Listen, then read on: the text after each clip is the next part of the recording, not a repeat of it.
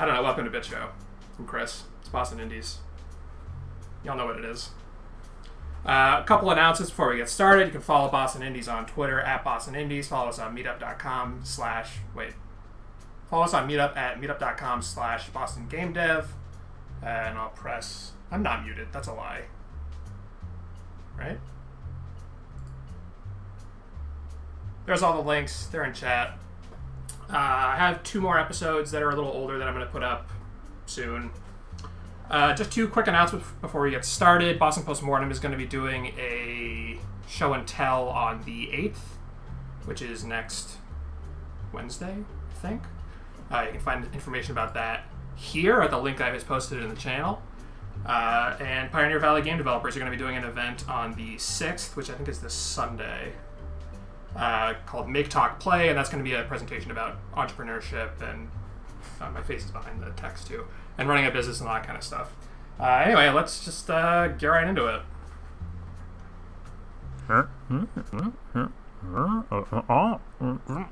Let's go! Alright, you're on. Oh, hey, Chiro, how you doing? I haven't seen you in so long. Well, since the pre-show, at least. How have you been? How was the everything? A lot of things changed during Chris's opening monologue. I finished most of my beverage. Thought a lot about my position on things, and I'm all for things. I think that is something that we can get behind and in front of. It has been a week. Has it? Tell us about your week. Tell me about your troubles, Ziba. So I beat Minecraft today. That's a very, very good achievement. My nephew, who messages me on Slack every day to ask if we can talk. By what he means is, can we play Minecraft?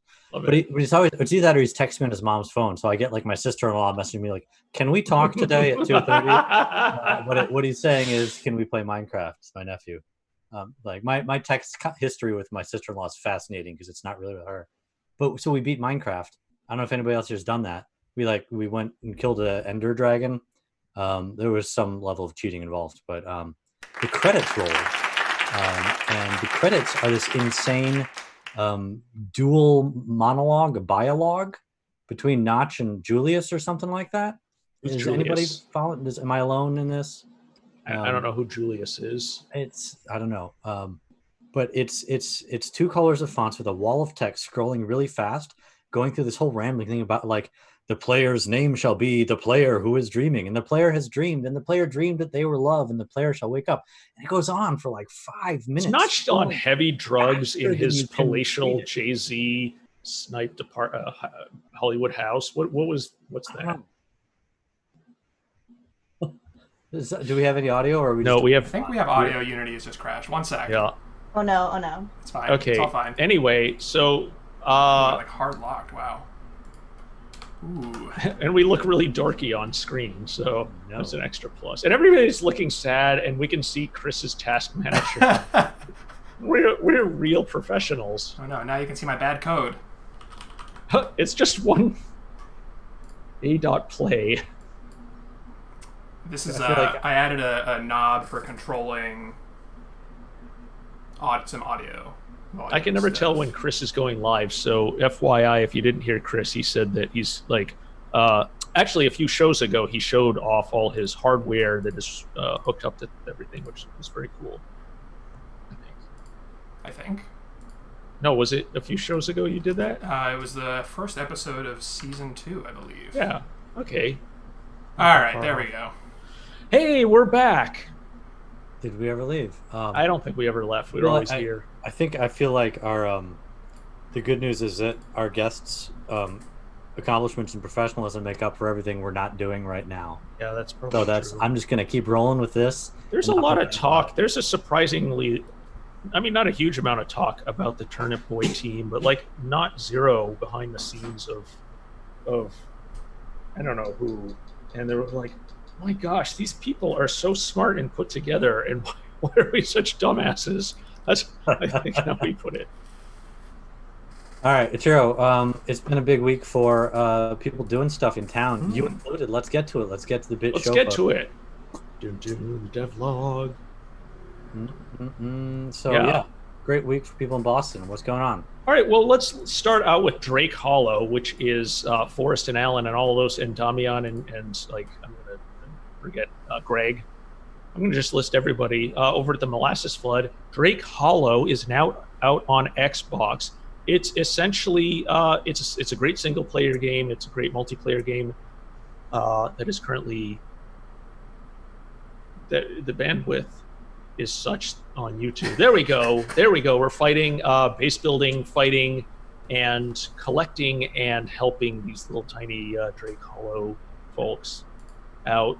It's out on Xbox. No word on Steam because I think Forrest can't talk about that. But give it a go. Yeah. Next up, Spellbreak. Spellbreak from Proletariat. They've been cooking this one for a while, and the excitement has been building for quite a while. They've done an amazing job just building community around it. Breaking. Well, don't they have one of the most popular Discords about for first party game? Yeah, and they've pushed the limits of what can be done with that, and super awesome. And it's out today. I think it's free on like everything. And if it's not free, I guess I owe you all for the App Store. Oops. Over on sorry, is there more on Spellbreak? No, the internet wasn't loading for some reason.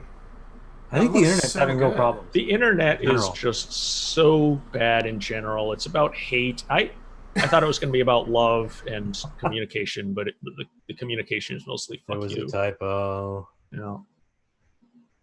Okay. Right. We're going to Lab Rat by Gwen Frey, our own dire goldfish, formerly of Molasses Flood. And this, if you'll imagine GLaDOS doing a sliding block puzzle with lasers game with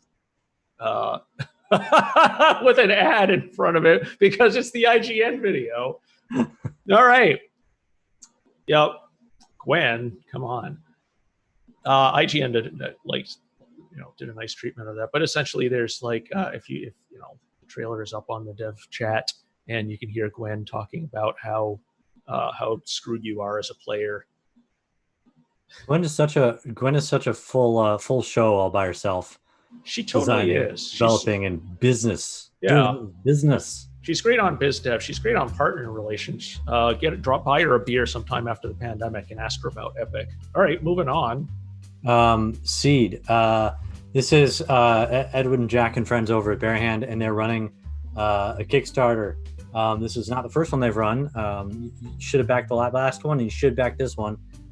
They've been chasing this dream for a long time. Combat farming. If that phrase isn't enough to get something kickstarted, I don't know what it takes in this world. So you should take a look at that. Go back. Edwin's got just so much passion when he presents the game, so I'm really rooting for them. So check out that Kickstarter. Club Drosselmeyer, which y'all might know because Kellyan was a guest on a show before last. And Kellyan is like, so we were talking about this in the pre-show. Club Drosselmeyer used to be, you go to the, I think it was the Oberon, and Kellyan would put on this amazing interactive performance, which you're seeing on screen hopefully right now. And it was basically, hey, it's 1938, 1939, every year it was a different game. And everybody's dancing, and World War II is on, and it's the Nutcracker put to World War II. This time around, since we have a pandemic, she is unable to do that, or unwilling, frankly, to infect 150 people. If you could work it into the narrative, I think it'd be fine. I think that's probably true morally and narratively. But anyway, she has a Kickstarter going. So currently with, it's just started. She's $5,568 into a $35K goal for box set, an interactive radio show, mysterious box of puzzles, and a Nutcracker in swing time. So pop on there and pledge. Oh, this next one looks like you, Ichiro. No, I want you to do it. Oh, okay. Ichiro has released today a groundbreaking, genre-redefining, Steam-breaking thing. He didn't actually even make the game. He just used all his leverage with Valve to say, Valve, I want you to publish a game of this description and put my name on it. And they said, yes, we love you so much. and now this game exists, and we are saying that you published it. It was completely algorithmically generated by their fat computers over there. So congratulations to you. I love how that's beautiful, but also I'm kind of sad that I don't think you know anything about the game. It's a 20-minute city building game, which you've been delightfully with your popping little characters going around. I've been watching this and playing it for a long time. I mean, not lately, but I'm excited, and I know because I actually like your version better than the real version, which is fine. Anybody who's watching this nice. Trevor's gonna undercut me. Price is Right rules with a 19-minute city builder. If you want to give it a try, it's a little tiny bite-sized city builder. Ping me and I'll send you a Steam key.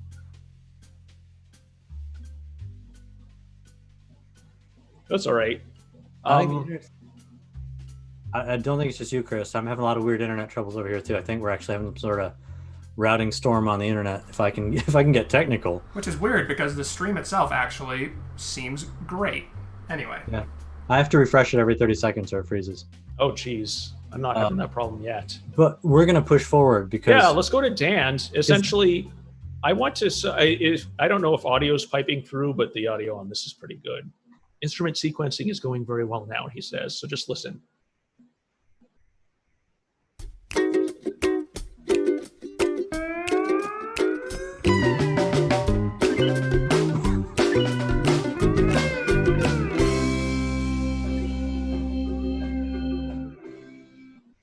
Yep, that's good. Dan's awesome. Seems like that's a no on the YouTube. But you can check that one out in the devlog channel of the Slack, slack.bostongamedev.com. I was so confused, Chris. I turned on the stream audio. You were just filling in with our theme song, right? Yeah. That just confused the hell out of me. No, I'm sorry, Dan. I thought Dan was making BitShow the game for a second. Yeah, me too. That announcement was. That's okay. I don't think he's on. And now I'm disappointed that no one is doing that. It's fine. Well, you can algorithmically. I don't have that kind of clout with Valve. As you know. Oh my God, I'm comfortable asking them. You know, you're gonna if you could ask them for me to just make me a game, that'd be nice. Okay, fine. I will even pay the $100. All right, then we got one more on here, yeah. Matt, BitShow alum. Is that what we call people? No, they were just someone who was on the show. Grids and Squares. I like how it almost sounds like this isn't about a game. This is about a kink. This is about something that he's no, it does. Like that's what I thought, and I did not want to say it because I don't want to be like a one-trick pony. But since Ziba said it, it does sound mildly sensual. Mildly, no, it's overtly wildly. I'm all for it. This is a grown-up show here. I'm not gonna kink shame. So if Matt wants to get like sexy with some squares, that's fine. If he really wants to go all in, we can make a segment for him where we highlight every week the sexiest square he's produced that week. Oh, wow. All right, and that's all we got for. I think that's all we're doing. We got to move on to our guests. Bit showboating this week. Bit showboating, I like that. Yeah, we've wasted enough time on all these talented and accomplished people in our community. Let's get not a waste though. Let's waste our time on these talented and remarkable people. Nice try at segueing to them, but I've got a pre-written segue I must read contractually. Here we go. I got to adjust my window size. Our next guests are who I want to grow up to be, minus the part where they go to jail for tax evasion. They are a team with one foot in Becker College and the other foot in the stars. They are coding, designing, freelancing, marketing, and getting published like it's no big deal. Just another Tuesday in the life of a couple badasses. Please welcome Jen Kindl and Yukon Wainczak. Hello. Oh, hello. Very excited to see you. Yeah, heck yeah. You've been here for like 46 minutes at this point. So. Where did you go? Whoa. Thanks for dropping in. What a surprise. Of course. Yeah. So first up, Turnip Boy, tax evasion. What now? What's all this? So Turnip Boy is it's an action adventure Zelda-like where you commit tax evasion and do dirty deeds for the head of the government, Mayor Onion. It's as stupid as it sounds, and yeah, it's a trip. We have a ton of like really dumb tax gags in there. You can actually destroy the government in the game. We just really went ham on tax evasion. So yeah. And you were telling me that you are a tax professional. You work at H&R Block, and you Oh no! Wait, what? No, so that's a funny thing about Turnip Boy. So when we started it, we knew nothing about taxes, like literally nothing. Nothing. I literally never filed my taxes. Like, you know, I'm a kid. And so we ended up like, you know, of course, through development, we got our publisher, and then it was like, hey, we should start a company. And so through doing that, and like, you know, I did my taxes this year and everything, I've learned a lot about taxes. Okay, and so that's what this show will be about today, is essentially, have you sent out your 1099 MISCs? Oh, did you file your W-2 for your employees? What's your EIN? Yes, we figured it out. It took a long time. If you were to do some tax evasion at this point and get some penalties and fines, would those not be tax deductible as research into your game? It's a business interesting expense point. That's fair. For you to get in trouble for tax evasion. Yes? I am legally qualified to give you this advice and recommend you go for it. Yeah, I mean, let's do it. I mean, you know, that sounds like a good idea to me. You know, and worst case, if we commit tax evasion, it's just press. It'll make headlines. Yeah, it'll make headlines. Snoozy Kazoo gets audited. Like, sorry, Jen, you're going to jail, but hey, your game did really well. It's for the meme. Well, you actually touched on this. I think a lot of folks would like to know about like how you approached and got a publisher. That's pretty amazing. So getting a publisher for us was like, it was a weird process because we started wanting to get this. Okay, so Turnip Boy had like several phases of development. First, I was like, I want to make a dumb meme game for fun that I throw on Steam for free and think nothing of. And then Turnip Boy started, and then you know, Jen started getting more involved. We chatted a bit about like what the game could become. That's when tax evasion kind of really became a thing in it. And then we showed it off at Boston Fig, and that was like, people like this, like what the hell? So after Boston Fig, we kind of shifted a little. Jen and Jordan got onboarded to the team, and we started like seriously considering like this could be a game that people play and it's like serious and we could maybe sell it.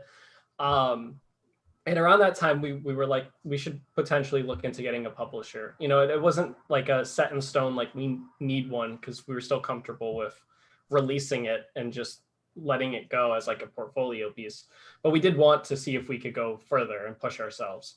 I guess that's what's nice about being a student as well, is that you have a lot more freedoms of like, I mean, I just stay home, I go to school. So we have that option to not necessarily get a publisher, but getting a publisher would be nice. Getting paid for your work is definitely nice. Yeah, it's an option, but it's not required. And so I ended up graduating in December.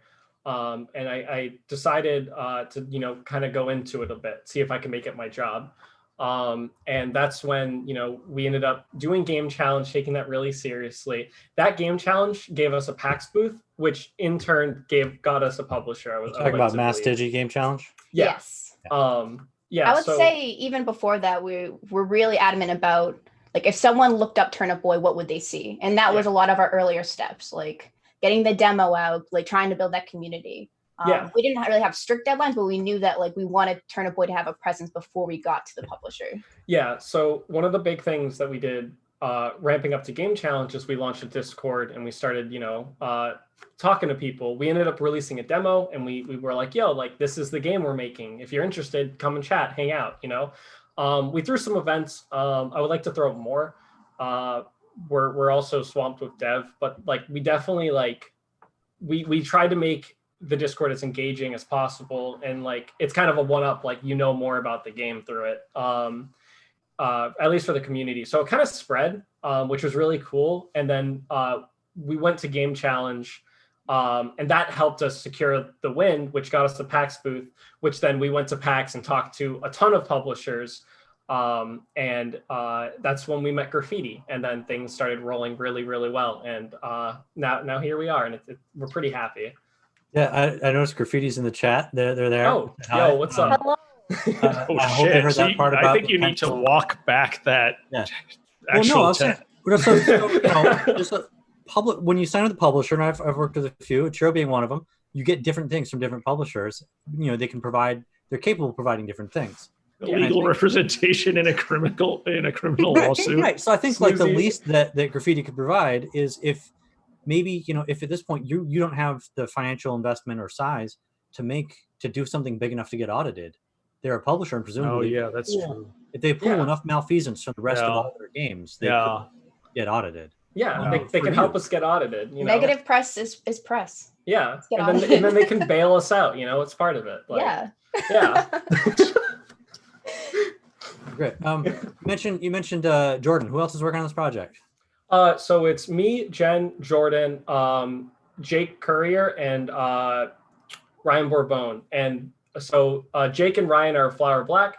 They do the music, sound effects, and stuff like that. And then me, Jen, and Jordan do the game. So art, and then I'm the only programmer. And I got the impression that a lot of you are friends, if not at least friendly. Yeah. Yes. And you are running a business together. How are you doing keeping things professional and not professional and yet professional? It is definitely something that we had to adjust to. Yeah, For- it's a lot of just like Yukon and I worked together for a couple of years before this, so we definitely were able to build that repertoire from working on different projects, and I think that helped a lot leading up to Turnip Boy, taking on something a lot larger than what we were working on. Yeah, and on the business side, it's definitely been a big challenge, because so Jen and Jordan and as well as Flower Black are contractors in it, and I'm the owner of Snoozy. It just made more sense just to do it under one, because figuring out employees and splitting an LLC and that type of stuff is not fun.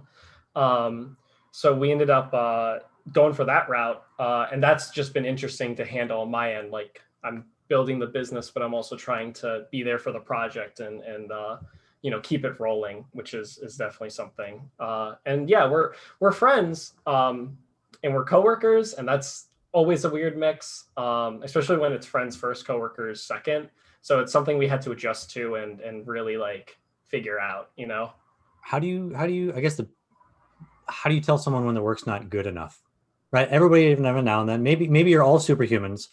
But, I generally, and everyone I know, will every now and then turn in some work that needs a little nudge from someone to say, you could do better.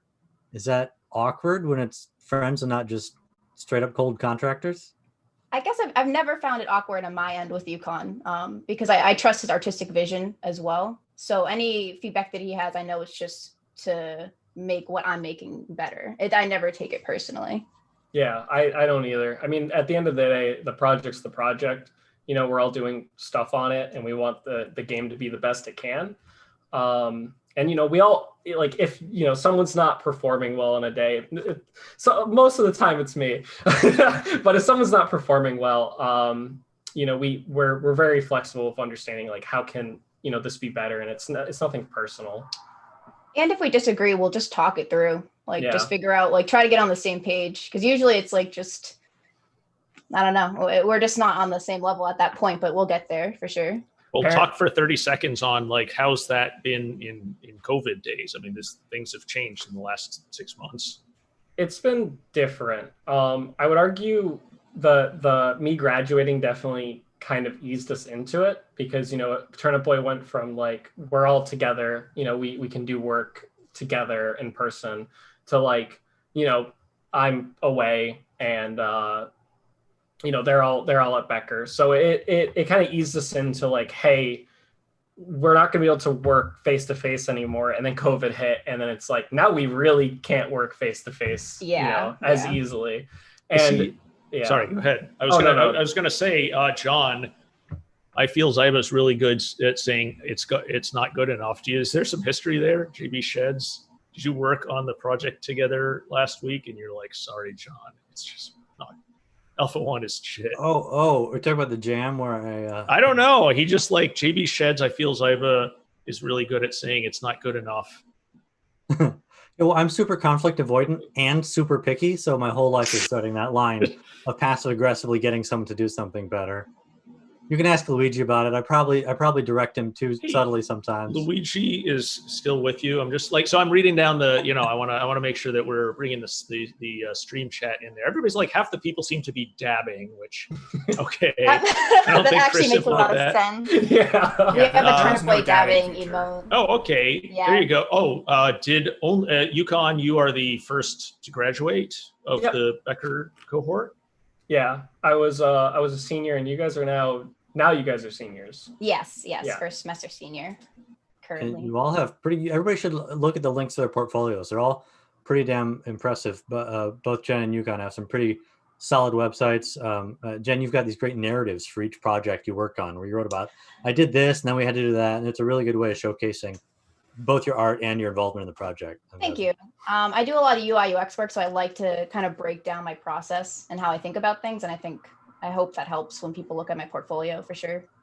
Yeah, that's super smart. Can we talk about Mass Digi? I didn't want to skip over your point, Ziba. You had a good one because Monty's awesome, Tim's awesome, Mass Digi is awesome. Yes, Mass Digi is awesome. Yeah, I'm most fascinated. We've had a lot of Mass Digi people involvement mentioned. It keeps coming on the show over and over. Clearly doing good things with the summer innovation program, live ops program, which you've both done, and even more stuff. And a lot of that's routed through Becker. And I was just kind of curious about with you two having recent and ongoing experience with sort of games education, like how does Mass Digi, Becker, and other things prepare you for games and game dev education in general? Like, is it what you thought it would be? Is it getting people ready? It seems to have done well by you two. I think like the first thing is like showing an interest. So if you go to Monty and Tim, like they're definitely willing to help you if you show that interest, and that's like the first step. After that, Monty threw me in a ton of projects, and they either went really well or it failed. And I think that was just crucial because I learned what to do and what not to do. And obviously I'm still learning, but I think the just amount of projects that you're on is just super important for sure. I think with games education specifically, I have a lot of mixed opinions about it. Let's hear them. Give me one good thing, one bad thing. Okay, so games education is good in the sense where you get what you make of it. For us specifically, it was like we went to Becker, they had Mass Digi. We made the most of Mass Digi. We talked to Monty, Tim. We utilized all the opportunities they gave us, and that helped us a ton. We wouldn't be where we are without Mass Digi. And I appreciate the hell out of what they do. But that being said, games education normally from like the bare bones does not prepare you for surviving in the games industry.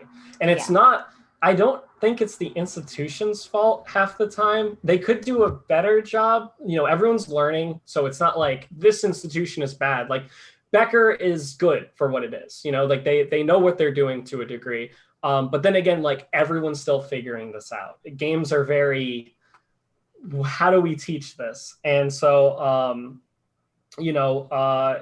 it's really, you need to be on the top of it. You need to learn by yourself, and you need to understand, like, if a teacher's teaching you something, why are they teaching you that? What is this an important skill? How can you bring that skill further? Because they can give you like a bare bones idea, but you need to put in the work to get it, to the point where it's actually useful. That's my, I guess, hot take. I like it. I agree. I think you're right. I think you should be talking to future graduates. So let's deputize you to do that. Definitely my tip to students is that you can do the curriculum, but doing stuff outside of the curriculum is what's going to make you stand out for sure. Yeah, exactly. Also, so COVID aside, is making games now what you thought it would be? You've gotten pretty far on this path. You're doing a lot of, just looking at the stuff you've done, that's like a large portion of the things one can do in games that you're already doing. Is it what you thought it would be? Yes and no. For me, it's like, it was definitely, one of my dreams before I even went to college was to get a publisher and to, work on these bigger projects. And it's great. Like, not gonna lie, I love graffiti. I love, working on Turnip Boy. It's fun. It's such a silly game that I can't really not have fun making it. But that being said, there are definitely a lot of like hurdles that I kind of, you're a kid, you're thinking, I'm going to be an indie. It's going to be nice. And then you like do taxes. And then you're like, oh God, LLC shit. I enjoy accounting. It's like a puzzle to figure out how much of your money you can claw back from the government who's going to spend it on like tax evasion. That's just how I see it. And then you can do with that, you can do stuff with that. Oh, sorry. I would say that Snoozy, like working with Snoozy, is definitely the closest that my original image of like being in games is, I guess. I get to work with a cool group of people. I get to work on something that's fun. And I love the serious games I work on. I love everything that I work on, but Snoozy's definitely just like super fun. Like Turnip Boy's super fun to work on. And that's kind of what I pictured when I first got into game dev, was working on a game like this, where we get to build the world, we get to build the characters. I get to do art for it, which is just always super cool. Oh, that's really nice. I think it's about time to wrap up, and we should wrap up with the part where we can follow you next. I thought a good start would be maybe for the first time this episode, we should actually say the full name of your company. That's fair. I'm so used to saying Snoozy Kazoo. Yes, Snoozy Kazoo. There's a kazoo in there. How do people connect with Snoozy Kazoo and you? So you can follow our wonderful Twitter account at Snoozy Kazoo. One word, no crazy things. We post a lot of dumb memes. Yes, memes for sure. and shots of the game, but yeah. No, we do serious stuff, but every Tuesday there's a meme. We make sure of that. And then you can also join our the Turnip Boy Commits Tax Evasion Discord. I will send a link to it to the chat. But yeah, we're fairly active on there. Well, we're very active if you add us, and then most, if not all, of the news about the game gets thrown straight to there. So that's in the chat, and yeah, that's us. Is there I want to go like the Whig Party slogan, which is I think what Ziba was alluding to with Snoozy Canoe. No, you weren't doing a Tippy Canoe and Tyler 2 reference? Maybe that was in there somewhere from because I'm 70 years old. I don't know. Oh, I'm sorry. Memes don't die. They're like, you're going to be doing all your base shit into your 90s. Fair enough. I hope I'm dabbing in my 90s. I hope so too. May you possess the musculature and bone joint structure to dab. That's how Yukon and I will greet each other, is just dabbing. Yeah, and whipping. I break all my bones like dabbing. Beautiful future. All right. A good way to go out. Yeah, thank you so much for being on the show. You're delightful. Thank you for having us. Yeah, thank you so much for having us. Of course. And I look forward to seeing great things from Turnips in now and in the future. And we'll be following you on the show and post some stuff in devlog so we can share it with everybody. Heck yeah, we'll do. Cool. All right. Thanks to everybody on the chat. We have 42 folks in the audience, which is really nice. I think that's a record. Hello. Well, these are popular folks. And Tyler too. All right, thanks everybody. Back. All right. Yeah. Let's hammer it in case Chris doesn't. This is the start of the happy hour. Immediately following this Zoom chat run opens up for everybody who is watching. Everyone. There'll be a link. You can come in and we'll all chat. The link is going to be on the Slack and not on Twitter because nudity. Yeah, Trellos. Trello. We're not. Bye. Back to you, Chris. Thanks everyone for joining us for Bit Show this week. I think they pretty much covered everything. Next week we're gonna have a great guest, Will Brierly from SnowRunner Productions, who of course made Soda Drinker Pro. I have the soda back here somewhere actually. Yeah, right here. Will Brierly, Soda Drinker Pro, gonna be on the show talking about some honestly incredible new stuff that he's working on. Every time I talk to that guy, he's got totally wild shit going on. So definitely want to come check that out, and he's going to have some fun tech to show off as well. If you're enjoying the show, maybe tweet about it. You tell your friends. Invite your other Boston pals to come out and see what's going on in the community. And yeah, I think that's going to do it for us this week. Thanks for joining us, and we'll catch you next week on The Bit Show. Let's go!